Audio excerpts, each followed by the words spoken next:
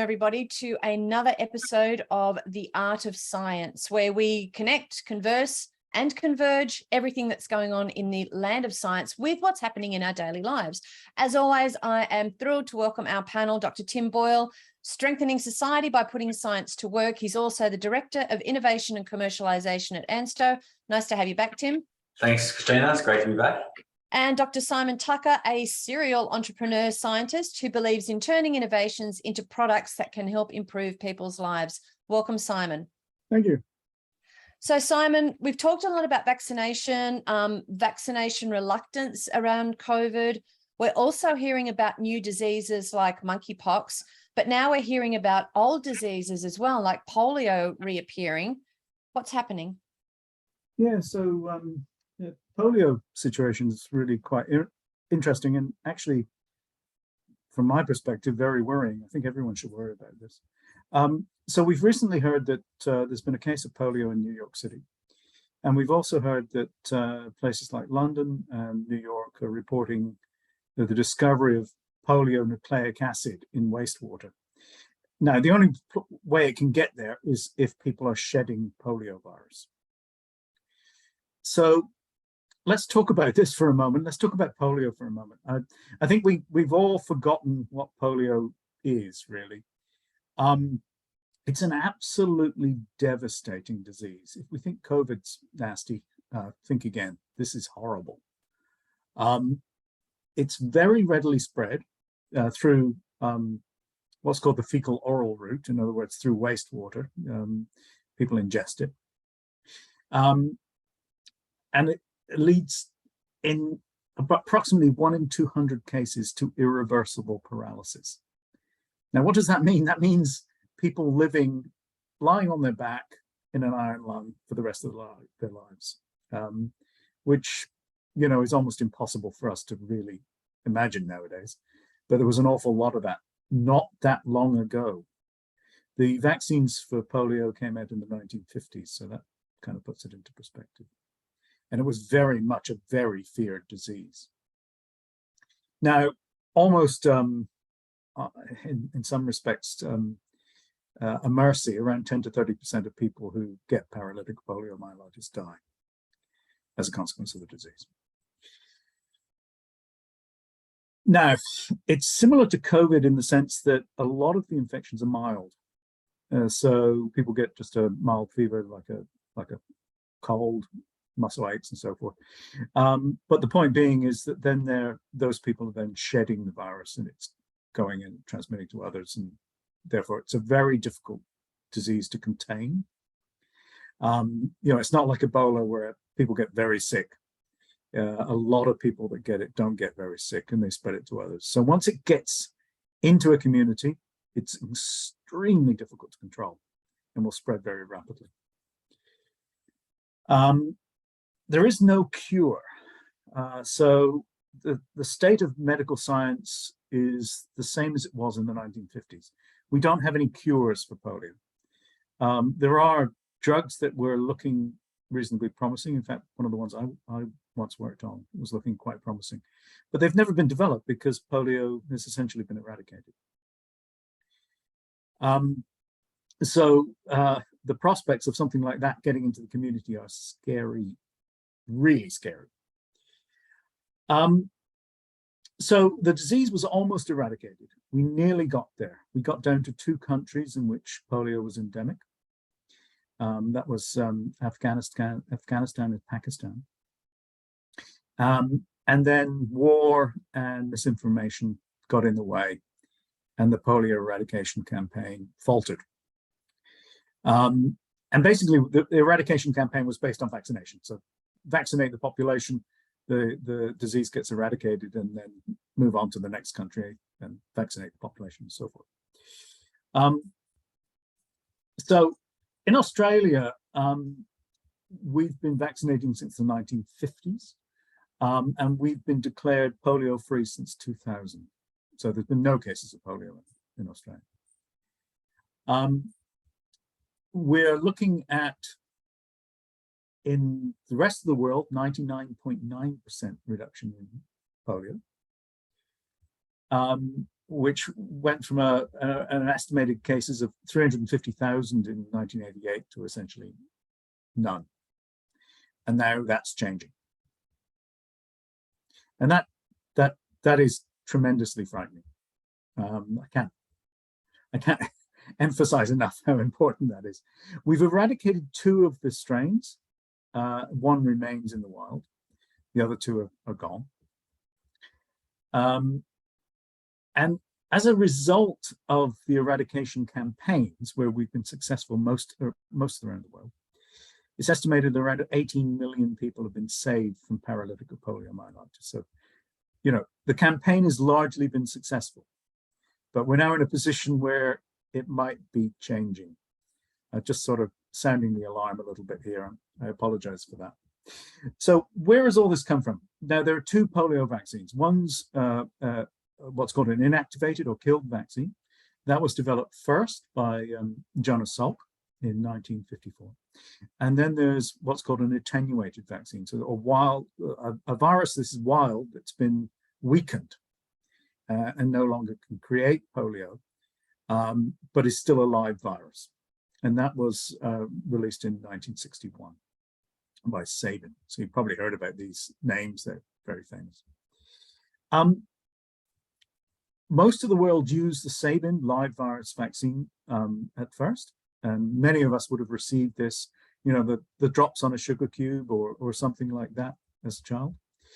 But the countries in which polio has been eradicated have switched from the live virus vaccine to the inactivated vaccine. And the reason for that is that in very, very, very rare cases, the live viral vaccine can revert and produce virulent polio. So if you're vaccinated with a live viral vaccine, you will probably shed virus because it's live. But that virus that you shed will largely be the vaccine variant, so not able to create the disease. In a very rare few cases, you shed virus which is able to create the disease. And that's where these cases seem to have originated. People that have been vaccinated with the live viral vaccine from countries in which still use it have gone to places like New York and shed virus into the wastewater. Now in New York, this has actually resulted in a case of polio. So a country in which it was eradicated is now no longer eradicated. And this has happened in a population that is not vaccinated. And the reason for that is they have moral objections to vaccination. And so the point being is that if polio is being shed in a population, if that population is vaccinated, it's not a big deal. It's not great, but it's not a big deal. If that population is not vaccinated, it can take. And once it's taken, it can spread, and it can spread very rapidly indeed. And that's something which has got health authorities quite scared and are operating very rapidly to move towards mass vaccination programs. I know we have mass vaccination programs in place, but this is something where we need to now consider vaccinating the population again, just to make sure that the coverage is good. And new variants of vaccines are available in which this reversion likelihood is massively reduced. And that, I think that's something which is worth emphasizing. It's, if I can put it into perspective, the previous vaccine, we'd get, if you took 10 billion doses of vaccine, there would be 800 cases of live polio reported. So it's very, very, very rare. But we've now moved to vaccines where that even that rare event is incredibly more unlikely. So what I'm just saying to people is that we need to watch this. The vaccination program in Ukraine, for instance, has been subverted by the war. And the likelihood is that we're going to see more cases of polio emerging. We have a ludicrous situation in some countries, such as Pakistan and Afghanistan, where vaccine workers were actually targeted by people and kill. And this is one of the reasons that the vaccine program was halted in those countries. So I hate to say it, and I'm terribly worried, but polio might be coming back. And we need to be incredibly vigilant, and hopefully as an island and as a country which is good about vaccination, we can stand in good stead. Simon, before I go to Tim and ask some other questions about viruses and variants, hygiene, super important. Where do we lose sight? Like, I know at the beginning of COVID, for example, or largely through COVID, everyone was washing their hands, sanitizing hands. You wouldn't walk into a supermarket without grabbing a towel or sanitizing your hands. I've observed people dropping off. How important, and that's not the right question. Can you stress a little for us the importance of hygiene in relation to polio as well? Yes, actually, it's a good question. So polio is transmitted by, as I said before, what's called the fecal oral route, and basically what that means is it grows in our gastrointestinal tract, and we poop it out, and then people ingest it. So hygiene obviously is important, because you want to avoid touching things and then transmitting that to your face and mouth and so forth. You can kill the virus with soap and water. You can kill the virus with the hygiene products that the hand sanitizers and so forth that you see around, and also properly treated drinking water will prevent the virus from being transmitted. It's a big problem in communities that don't have access to properly treated drinking water, for that very reason. So yes, hygiene is a hugely important factor here. So it's a combination really of good sense, vaccination, and hygiene. Thank you. Amazing, the power of washing your hands with soap and water. Tim, the third wave of Omicron amongst us, BA5 variants responsible for approximately 75% of the new cases. And I know that's a difficult figure to come up with because a lot of people aren't getting PCRs, although I think there has been a shift back toward PCR testing rather than rat testing. It appears to be more contagious than any other variant to date. According to the US Centre of Disease Control, it can evade our immune systems and cause reinfection. How does this happen? How does it happen? So I'm sorry, Christina, but so I'm going to get a little bit technical, but maybe not too techo. We've covered this before, but the reason we keep seeing these new variants and subvariants is because of evolution. The more people get infected with COVID-19, the more chance the virus has to mutate. And COVID is an RNA virus, and RNA viruses are known for having extremely high mutation rates. So they lack sort of proofreading capabilities within their the way they replicate. This means that during the replication process, most RNA viruses don't have a system of checks and balances that fix the errors in the replicated genome when it's replicating and dividing. And with the average person having about 25,000 copies per milliliter of the COVID virus circulating through their body when they're infected, the opportunity for mutation is just is massive. But luckily, some mutations are inconsequential or even harmful to the fitness of the virus. And while other mutations lead to higher virulence and infectivity, compared to the original COVID variants, the BA5 has 50 mutations, and most of these are in the spike protein. So what I'm trying to say here is basically that most mutations don't make any change in the sort of the virus or severity, or actually weaken the virus's ability to cause disease. And there's been such a strong mutation across the time course of the virus. Now we're coming into 2.5 years of living with the virus. We now got strains that are endemic that have excess of 50 mutations of what we saw coming out of Wuhan at the end of 2019. What's really most importantly is mutations in the spike protein. And spike protein is essential for replication and then therefore neutralization of the virus in a defense strategy, an immunization strategy. And recently there was some results published in the Lancet, the Cell, New England Journal of Medicine, and in Nature. So this is widely repeatable results that continue to show that these changes reduce BA5's affinity to antibodies created from both the natural immunity and vaccine immunity, which means that this particular subvariant is more transmissible than any of the variants we've seen in the past. I just had to find my unmute button, Tim. So that means that if I've had COVID before, I can get it again, right? Because I actually know a few people that have had it 2-3 times. Unfortunately, yes.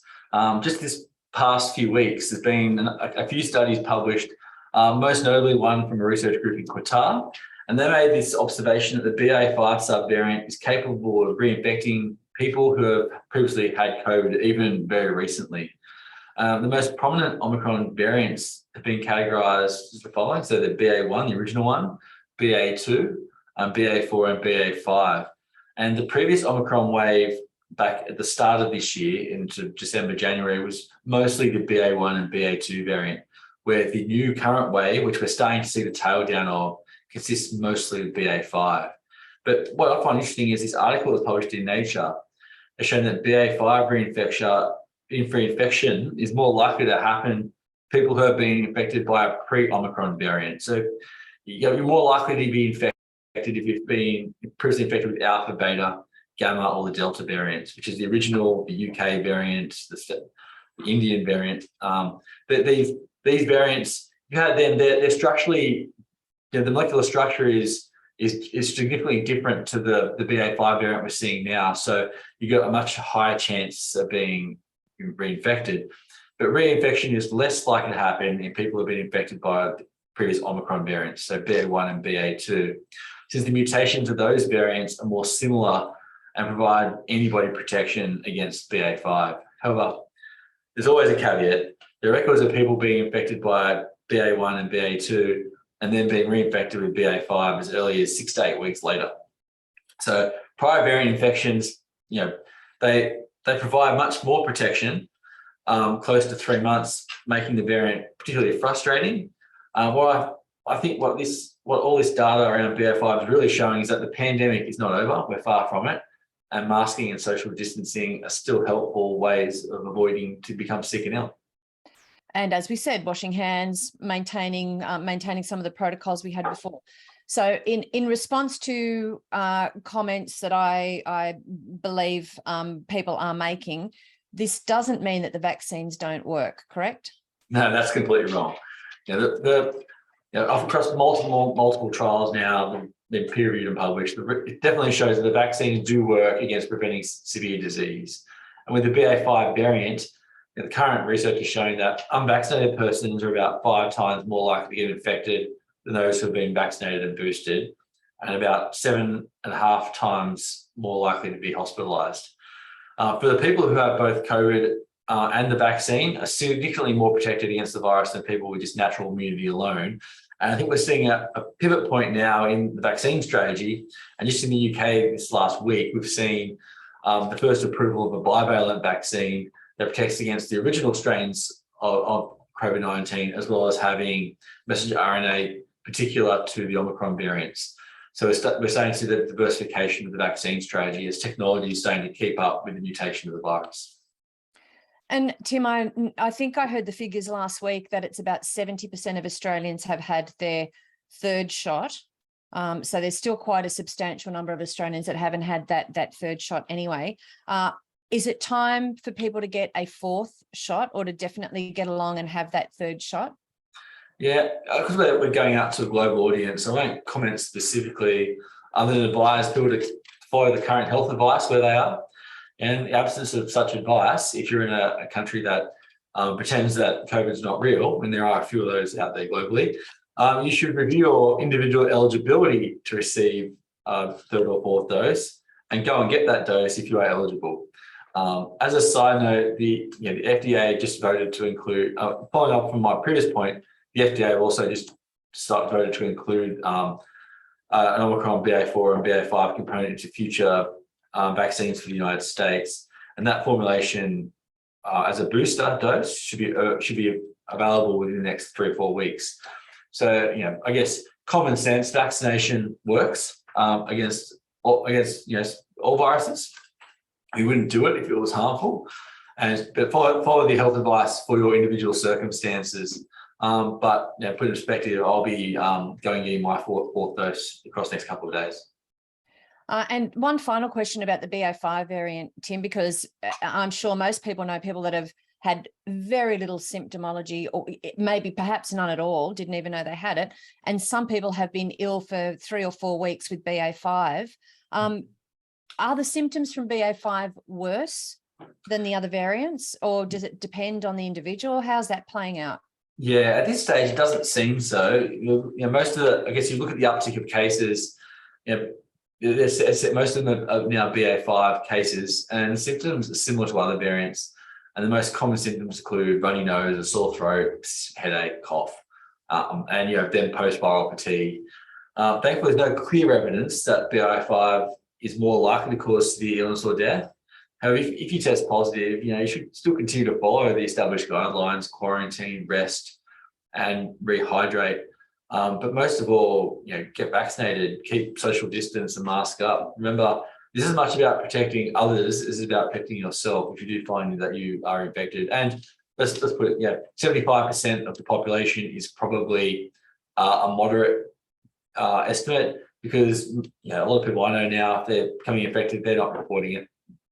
Doing a rat test at home, positive, just stay home. And I think we're moving to that sort of surveillance mode now, where people aren't reporting it, they're managing their symptoms at home and doing the right thing. And we'll continue to see this. So I would suspect that the actual true rate of infection in the community is a lot higher than 75% in terms of people who've had the virus, knowingly or not. Yeah, that would make sense. So if we move away from the virus, Tim, I'm going to come back to you and ask you for some startup news in a minute. But Simon, last week we started talking about scientists that people like me have not heard of, whose stories really do need to be told. Which story are you going to share with us today? Okay, I'd like to share with you someone who's a bit of a hero of mine. She's called Gertrude Elion. She's a Nobel laureate and somebody I actually knew. And she's called the mother of antivirals in many circles. She was responsible for the discovery of many drugs, including drugs that were associated and have been used for many years for diseases such as cancer. But she also discovered the drug acyclovir, which is the first safe antiviral that was discovered and works for herpes virus. She was an absolutely delightful person. Always wanted to interact with other scientists, and never exhibited, in my experience, any evidence that she felt above anyone else, and was always open to talking to students and so forth. In fact, I have a personal experience where this student was presenting a poster at a meeting, and I incredibly foolishly was very interested in this poster and said to the student, "Oh my goodness, Trudy would be interested in this. Let me go get her." And the student went absolutely white with fear, because I didn't even think that I was thinking about bringing a Nobel laureate across to talk to this poor student. Anyway, I regret that for the rest of my life. I've regretted doing that to that poor student. But I'd just like to convey something which I think is terribly important about this particular person. She came from a background that was impoverished. She migrated with her family to the USA at the age of 12 from Lithuania. She wasn't able to pay to get into university, so she took jobs that she could in science, and eventually managed to get a degree through a lot of hard work. She never got a PhD. She was awarded 3 PhDs from different universities from an honorary perspective later in life, which I think is pretty impressive. I might get a bit emotional here, but I'm going to read something to you that's meant something to me for a very long time. And it's a letter from my mother. And it says, "Dear Mrs. Elion, I opened my newspaper this morning and through many tears read of your great honor, the Nobel Prize. My daughter Tiffany was stricken with herpes encephalitis in September 1987. A neurologist said the only hope for her was possibly the new drug acyclovir. I have thanked the Lord so many times that He blessed you with the determination, stamina, love, and patience to work all the long hours and days, months and years it takes to invent a new drug. Tiffany is a senior in high school this year and doing great. May the Lord bless you beyond your wildest dreams. That inspires me.